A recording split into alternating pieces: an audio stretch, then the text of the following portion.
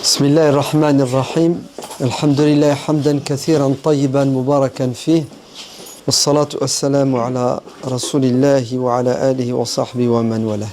السلام عليكم ورحمة الله وبركاته. Le djihad pour ne pas désobéir à Dieu et le djihad pour lui obéir. Mais ce qui est magnifique et ce qui est bon, c'est que Dieu nous dit dans le Coran وَالَّذِينَ اتَّقَوْا زَادَهُمْ هُدًى وَآتَاهُمْ تَقْوَاهُمْ. Souvenez la condition pour rester musulman, c'était ittaqullaha haqqa tuqatih. Vous vous souvenez, hein? Craignez Dieu à 100%. Regardez, le verset dit, celui-ci, walladina taqaw, et ceux qui font des efforts pour craindre Dieu à 100%,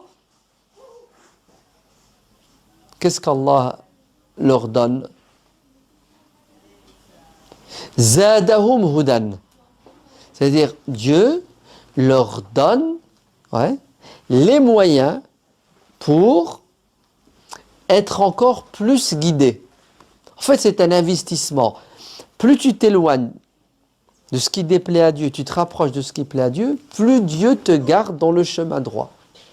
Et dès que tu vas faire marche arrière, dès que tu vas freiner la cadence, dès que tu vas stagner, c'est ce qui va t'arriver, tu vas faire marche arrière. Et ce qui est bien dans ce verset, c'est qu'Allah il dit « Et ceux qui font des efforts pour craindre Dieu, comme il se doit, Dieu leur donne plus de moyens, de capacités, il les rend plus compétents. » Ouais. Et à la fin, vous savez qu'est-ce qu'ils ont? « Atahum taqwahum » Et à un moment donné, en fonction justement de cet effort qui dure dans le temps, la persévérance, à un moment donné, c'est ce qu'ils ont. Ils ont la taqwa. Qu'est-ce que c'est que la taqwa? La taqwa, entre autres, c'est un bouclier. C'est-à-dire, c'est bon, ils arrivent à un moment où, c'est ça qui est bien. Vous êtes prêts? Ben, ils n'ont plus de grandes difficultés à obéir, ni à ne pas désobéir. C'est-à-dire, à un moment donné, pour eux, ça devient quoi? Ça devient normal. Ouais. C'est-à-dire, ça ne lui passe même pas par la tête de désobéir à Dieu. Non. Qu'est-ce que tu me demandes là? C'est pas possible. Voire même, donc ça lui passe pas par la tête, ça n'effleure même pas son esprit. Et quand, il y a une attaque de l'extérieur, donc vous avez vu comment il a réussi à étouffer son œuf, à le dompter, à le maîtriser. Tu sais, il n'a même plus envie. Et ça ne lui dit plus rien. Et quand l'attaque, elle vient de l'extérieur, ben il a le bouclier. Taqwa. Vous avez compris? Boum, le mec, il envoie des missiles, il envoie des scuds, impénétrables.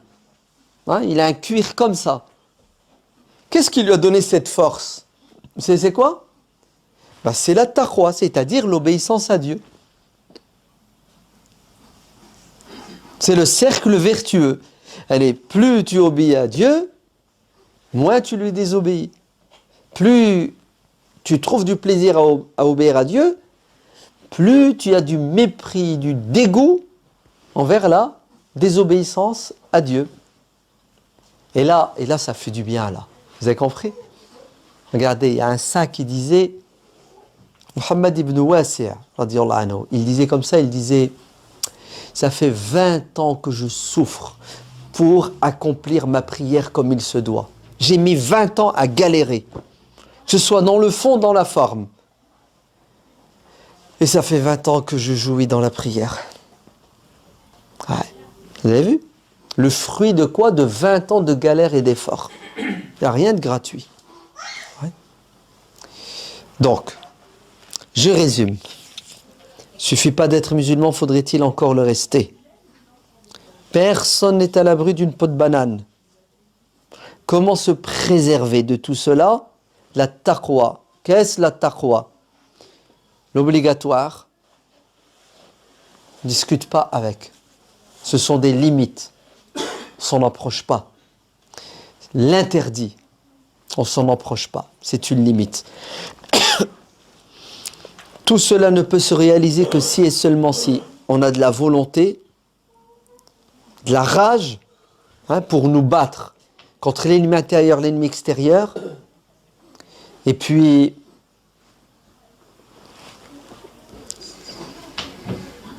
al-thabat.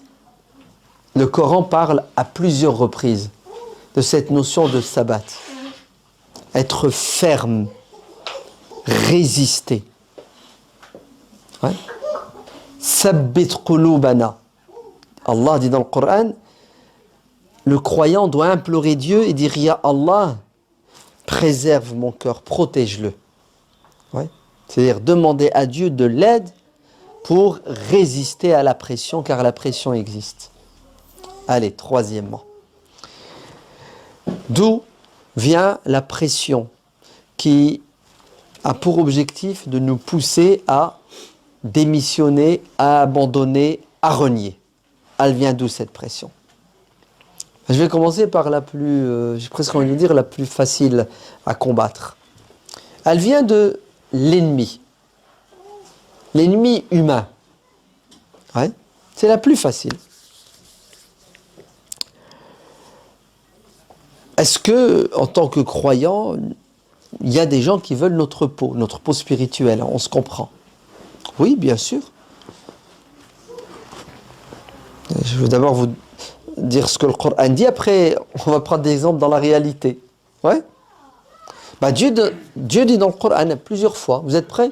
Wadda kathirun min ahli al-kitabi law quoi? Yaruddunakum min ba'di imanikum quoi? Kuffaran. Voilà, on est croyants, on est musulmans, le Coran nous dit pas mal de personnes. Wadda, en arabe wadda c'est leur rêve, ouais? C'est leur délire. Mais qui rêve de quoi?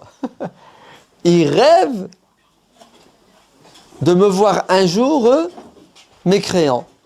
Il fait tout pour que j'abandonne ma waddu law takfuruna kama kafaru. Son délire, c'est que tu arrêtes de croire comme lui il a arrêté de croire. Law yaruddunakum kuffaran hasadan min indi anfusihim. Il voudrait que vous abandonniez votre religion par jalousie. Ils sont motivés par mille et une choses. Hein. Ah oui, c'est réel. D'ailleurs, on le voit très bien nous aujourd'hui. Hein. Il y a des gens qui ne supportent pas la religion et qui ne supportent pas les croyants, qui ne supportent pas les religieux. Tu sais, les laïcards là, terroristes là, qui matin, midi, soir. Pourquoi vous portez un voile? Bah écoutez, je fais ce que je veux, je suis croyante. Non, enlève ton voile. Ouais, mais si j'enlève mon voile, vous m'enlevez une partie de ma spiritualité. Et alors? Tu n'as pas le droit d'avoir une spiritualité qui te donne ce droit de te vêtir comme tu veux. Tu vas te vêtir comme je veux. Et tu vas te dévêtir quand je veux. Oh lolo, coucou. Coucou. Non mais c'est vrai. Est-ce que c'est grave ou c'est pas grave? Comme, vous n'avez pas vu le débat là, avec la sœur journaliste, là, magnifique. Nadia, la Moujahida. Ouais. Quand elle est tombée sur une moustachue. Ouais. Je sais pas moi, lui. Elle a pulvérisé. Mais monsieur, moi ça me dérange pas que vous ayez une moustache. Pourquoi ça vous dérange que j'ai un foulard? Le mec il a bugué. Une évidence. Mais tu t'habilles comme tu veux, je m'habille. Non, madame. Votre foulard il est religieux. Wallah al-adim. Si on portait un foulard ou une barbe au nom du soleil, au nom de la pierre, au nom de la bouteille de coca, ça ne les dérangerait pas. C'est le religieux qui dérange ces gens-là. Oui. Pour ça, moi, je me souviendrai toujours, on avait invité un grand philosophe, penseur français, une pointure, hein, il s'appelle Guy Lecoq. Ouais. Je vous parle des années 90, début, hein, en pleine affaire du foulard, la première, la laïcité, etc. On l'a ramené, le mec. Il a fait son intervention, etc. L'after, tu sais, couscous. Et je me souviens comme ça. Je disais, monsieur Lecoq, écoutez-moi bien. Quand vous dites que vous êtes contre le foulard parce que c'est un signe religieux, on est dans un pays laïque, vous savez le baratin là, Ouais, laïcité à deux vitesses. Je lui dis, mais en vérité, vous êtes un intégriste religieux qui voulait m'imposer votre manière de voir le monde et de penser le monde. Il n'y a aucune différence entre vous et les mollahs d'Iran, qui disent à la femme qu'elle doit obligatoirement se voiler, et vous, vous dites à la femme qu'elle doit obligatoirement se dévoiler. Eux, ils appellent ça une religion, et vous, vous appelez ça quoi? Une philosophie, une idéologie. Mais le résultat final, c'est le même, ça s'appelle de l'intolérance, dans les deux cas de figure. Ben écoutez, Allah dans le Coran, il nous parle de ces personnes qui ne supportent pas la différence. Ils ne supportent pas que tu penses autrement, que tu... En fait, ils ne supportent pas. Ce sont des terroristes, des dictateurs, des despotes de la pensée, même les sentiments. Mais pourquoi tu ne veux pas d'alcool? C'est bon l'alcool. Coucou, c'est bon pour toi. Pour moi, c'est pas bon. Non, non, non, c'est bon. Tu dois en boire. Même les goûts et les couleurs, ils n'acceptent pas qu'il y ait quoi? Qu'il y ait de la divergence. Donc, la pression, ouvrez bien vos oreilles, elle vient d'une catégorie d'êtres humains dont le Coran parle, qui nous dit faites attention à ces gens-là. Ils ne supportent pas que vous soyez des êtres humains libres. Ils veulent que vous soyez leurs esclaves. Et Allah nous dépeint ces êtres humains à travers le modèle satanique de Pharaon. Hein, quand vous lisez les arguments de Pharaon, qui ne supportait pas que les enfants d'Israël aient leur religion et la pratiquent, qu'est-ce qu'il disait? Il disait wa ma urikum illa ma ara. C'est-à-dire, il n'y a que moi qui pense et qui réfléchit, et je pense pour votre bien, et je vous aime et je vous veux votre bien. Si tu veux mon bien, laisse-moi choisir. Non, non, non, tu ne sais pas choisir. J'ai choisi pour toi. Ouais. Donc, la pression, elle vient en premier lieu de certaines personnes qui n'acceptent pas la différence, la divergence, et en particulier pour nous, musulmans d'Occident, dans la gueule du loup, c'est-à-dire musulmans français, nous avons des racistes islamophobes intolérants qui ne supportent pas une once de religiosité. Et leur but, c'est que nous fassions des concessions, non pas sur ce qui est secondaire, parce qu'ils sont assez intelligents, ils nous connaissent, et ils savent très bien qu'on est prêt à délaisser ce qui est secondaire pour préserver le vital. Leur but et leur objectif, c'est de s'attaquer au secondaire pour atteindre ce qui est fondamental. C'est juste une question de temps. Et l'histoire est là pour le prouver et le montrer. Vous vous souvenez quand ils nous ont dit le foulard à l'école, elle est petite, elle ne réfléchit pas, elle subit la pression de son père, de sa mère, de sa grand-mère. Vous vous souvenez? On l'interdit au collège, on l'interdit au lycée. Voilà, maintenant vous parlez de l'interdire dans la rue. À la bac plus 15, non, non, non, vous subissez une pression. De qui? Mon père, il est mort. Ton mari, j'en ai pas. Ouais. Et wallah, si la meuf, elle disait je suis homosexuel, tu subis la pression de ta meuf homosexuelle. Parce que le problème, c'est quoi?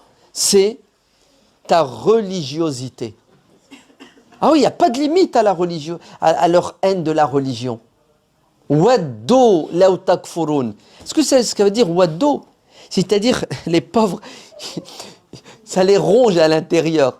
Hein, ça les détruit. Ils pètent les plombs à chaque fois qu'ils voient quelqu'un qui croit en Dieu ou qui pratique sa religion. Waddu law tudhinu fa yudhinun. Allez, Allah dit à son prophète Mohammed alayhi salatu wassalam, Ya Mohammed, tu sais ce qu'ils voudraient et ce qu'ils attendent de toi. Ils attendent que tu lâches du mou et ils vont lâcher du mou. Vous avez compris? Vas-y, lâche et ils lâchent en contrepartie. Et eux, ils n'ont pas de problème à lâcher. Hein? Pas de souci. Mais toi, si jamais tu lâches, t'es mort. Et c'est vrai, vous vous souvenez, Qul ya ayyuhal kafirun. Ouais? Écoute, on va arrêter de se disputer. On te fait une proposition très alléchante. Ouais? Tu adores nos statues pendant 6 mois et on adore ton Dieu Allah pendant 6 mois. Business is business. Une fois que tu as mordu à l'hameçon, tu as adoré ces statues pendant 6 mois, tu es discrédité, tu es mort. Ta religion, elle tombe à l'eau. Parce que tu es quoi? Tu es un machiavélique. Ouais? Résultat, qu'est-ce que le Coran dit? 2 fois dans le Coran, Allah interpelle l'humanité, ou une partie de l'humanité, en disant bande de mécréants. Ah oui, hein. Ici, Qul ya ayyuha al-kafirun. Oh vous les mécréants.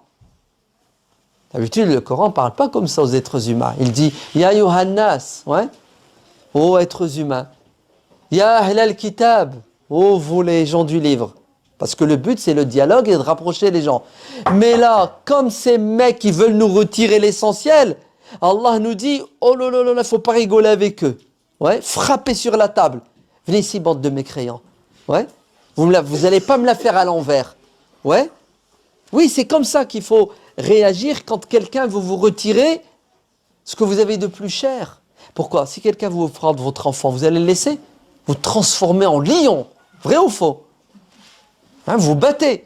Ben, c'est la même chose. Allah nous dit, dites-leur, ya ayyuhal kafirun, la a'budu ma ta'budun. Ouais. Je n'adore pas ce que vous adorez. C'est un constat. De même que vous n'adorez pas ce que j'adore. C'est-à-dire, vous avez votre religion, j'ai la mienne. Lâchez-moi les baskets, laissez-moi tranquille. Allah ne te lâchera pas les baskets. Ouais. Et si on n'arrive pas à t'avoir, on mise sur ta descendance. Ah, ils ne se fatiguent pas les traîtres. Court, moyen, long terme. Ouais, première, deuxième, troisième génération. Et je me souviendrai toujours d'un homme politique français, je l'ai oublié, le traître, qui disait, mais ne vous inquiétez pas. Si on a des problèmes avec une partie de la deuxième génération, avec la troisième, ça ira, et la quatrième, fini.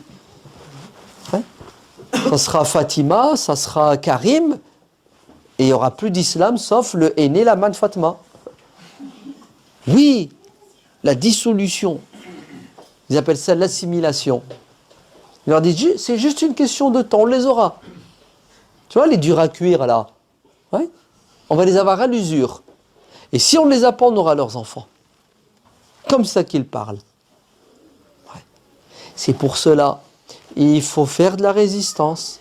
Il ne faut pas céder. Parce que si on cède, ben ils ont gagné. Et ce n'est pas à eux de nous dire les sacrifices que nous devons faire. Ouais, ce n'est pas à eux de nous les dire. Mais c'est nous qui connaissons notre religion, qui savons faire la distinction entre ce qui est obligatoire et qui est indiscutable. Ce qui est obligatoire et qui est négociable, ce qui est secondaire et surérogatoire, que l'on peut mettre sous silence pour mille et une bonnes raisons. Ce n'est pas à l'autre de me dire comment. Tu vas m'expliquer ma religion, tu vas me dire ce que je dois faire. Et vous voulez un conseil? Mettez la barre haute. Mettez la barre haute. Ouais. Comme ça, si vous descendez, vous avez toujours 18 sur 20. Ouais. Vous êtes nul, c'est vrai, parce que vous aviez 20, vous avez chuté, mais alhamdoulilah, vous êtes toujours bon. Et surtout, mettez la barre haute. Parce que si vous acceptez le 10 sur 20, vos gosses, vos enfants auront 5 sur 20. Et vos petits-enfants 0,1 sur 20.